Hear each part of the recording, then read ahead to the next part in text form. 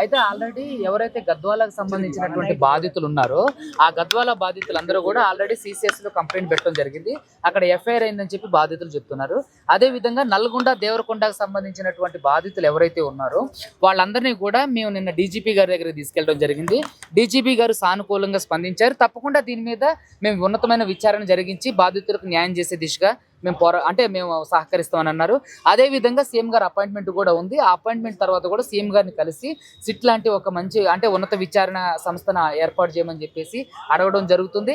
అదే విధంగా ఇప్పుడు ఎవరైతే బాధితులు ఉన్నారో వాళ్ళందరికీ కూడా నేను చెప్పేది ఏంటంటే దయచేసి ఎవరు కూడా ఎటువంటి అఘాయిత్యం చేసుకోకండి. మీకు అడ్వకేట్ సుబ్బు ఉండు, ఇంకా చాలా మంది సంపత్ నాయక్ గారు, ప్రత్యూష రాథోడ్ లాంటి వారు, అదేవిధంగా ముఖ్యంగా ఈ వెలుగులోకి తీసుకొచ్చినటువంటి ఈ స్కామ్ను వెలుగులోకి తీసుకొచ్చినటువంటి మీడియా వాళ్ళు ఉన్నారు. ఖచ్చితంగా బాధితులు ఎవరు అధైర్యపడకండి. ఖచ్చితంగా మీ అందరి కోసం అడ్వకేట్ సుబ్బు పనిచేస్తారు. చాలా మంది ఈ మీడియా ద్వారా కూడా నేను అందరికీ కోరేది ఏంటంటే ప్రజలందరూ కూడా బాధితులకు సహకరించండి. బాధితులకు న్యాయం జరిగేంత వరకు కూడా అడ్వకేట్ సుబ్బు పోరాటం చేస్తుంటాడు. కోర్టులు కూడా మనకు అనుకూలంగా తీర్పు రావడానికి అవకాశాలు ఉన్నాయి. ఇది వందల కోట్ల స్కామ్ కాబట్టి ఖచ్చితంగా దీన్ని బయటకు తీసుకొచ్చే ప్రయత్నం పోలీస్ వ్యవస్థ అంతా చేస్తున్నారు. ఈఓడబ్ల్యూ వాళ్ళు దీని మీద కృషి చేస్తున్నారు. అదేవిధంగా పోలీస్ వ్యవస్థ కూడా దీని మీద కృషి చేస్తుంది.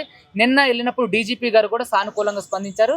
కానీ అడ్వకేట్ సుబ్బుకి సెక్యూరిటీ విషయంలో మాత్రం కొంచెం విముఖంగా ఉన్నారు. So whatever it is, advocate సుబ్బుకి సెక్యూరిటీ లేకపోయినప్పటికీ కూడా బాధితులకు న్యాయం జరిగి వాళ్ళందరికీ డబ్బులు వస్తే చాలు. అదే విధంగా అంటే డబ్బులు వస్తాయా, వాళ్ళు ఐపీ పెట్టుకుంటే వాళ్ళ పరిస్థితి ఏంది? ఐపీ పెట్టడానికి లేదండి. ఎందుకంటే ఎప్పుడైతే మనం ఈఓడబ్ల్యూలో మిగతా వాటిలలో కేసు అయిందో అప్పుడు ఐపీ పెట్టడానికి కుదరదు. వీటి కేసులన్నిటికీ ముందు ఐపీ పెట్టున్నట్టయితే ఎవరికి డబ్బులు రాకపోవడానికి అవకాశం ఉంది. కానీ ఐపీ పెట్టినా సరే దానికి సరైన రీజన్స్ అండ్ అవన్నీ కూడా తెలియజేయాల్సి ఉంటుంది కాబట్టి ఐపీ పెట్టడానికి అవకాశం లేదు. ఐపీ పెట్టినది చెల్లదు.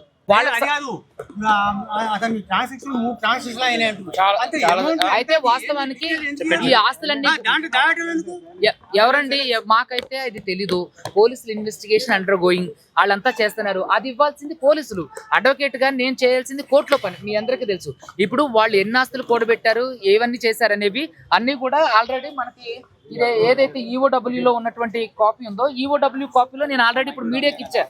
సో ఎంతమంది దీంట్లో బాధితులు ఉన్నారు, ఎంతమంది దీంట్లో అంటే ఏజెంట్లుగా ఉన్నారు, ఇవన్నీ. సో వాళ్ళు ఎక్కడ ఆస్తులు కొన్నారు, వాళ్ళు ఎక్కడ ఆస్తులు కూడబెట్టారు, ఏ పబ్బులు ఇలాంటివి ఏవైతే ఉన్నాయో ఆ ఆరోపణలన్నిటికీ సంబంధించినటువంటి ఆధారాలన్నీ కూడా త్వరలోనే వాళ్ళు మనకి బయటకి ఇస్తారు. సో ఇదంతా కూడా ఈఓడబ్ల్యూ అదేవిధంగా సిసిఎస్ కలిసి వర్క్ చేస్తుంది.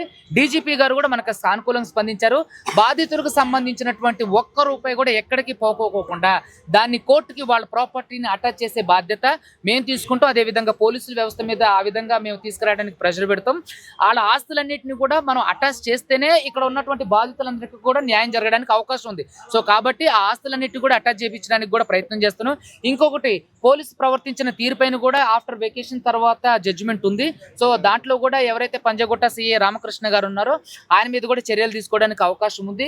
ఇంకొక విషయం ఏంటంటే నిన్న ఎవరైతే డీజీపీ గారిని కలిశారో 40 మంది బాధితులు దేవరకొండ, నల్గొండ, డిండి నియోజకవర్గాలకు సంబంధించిన బాధితులు ఉన్నారో వాళ్ళు ఇప్పటివరకు ఎక్కడ కూడా కేసులు పెట్టలేదు. సో వాళ్ళందరినీ కూడా డీజీపీ గారికి తీసుకెళ్తే వాళ్ళందరికీ కూడా న్యాయం చేస్తానని ఆయన హామీ ఇవ్వడం, సానుకూలంగా స్పందించడం జరిగింది. అదేవిధంగా ఈ బాధితులందరూ కూడా ఈ రోజు సిసిఎస్ కి వెళ్ళడం కూడా జరిగింది. ఇది ఈఓడబ్ల్యూ గచ్చిబౌలికి వెళ్ళడం కూడా జరిగింది.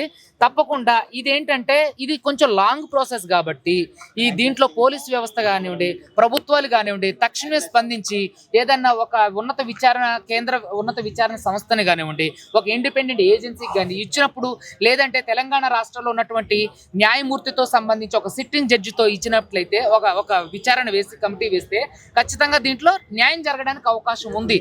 లేదంటే ఇది సంవత్సరాల తరబడి జరిగే ప్రాసెస్. దీంట్లో చాలా వరకు అలా జరిగే ప్రాసెస్ లో చాలా వరకు ప్రాణాలు పోయే అవకాశం ఉంది. కాబట్టి నేను తెలంగాణ రాష్ట్ర గవర్నమెంట్ ని అదేవిధంగా ఉన్నత న్యాయస్థానాన్ని కూడా కోరుకునేది ఏంటంటే దీని మీద ఒక సిట్టింగ్ జడ్జితో విచారణ కమిటీ ఏర్పాటు చేస్తే న్యాయం జరగడానికి అవకాశం ఉంది.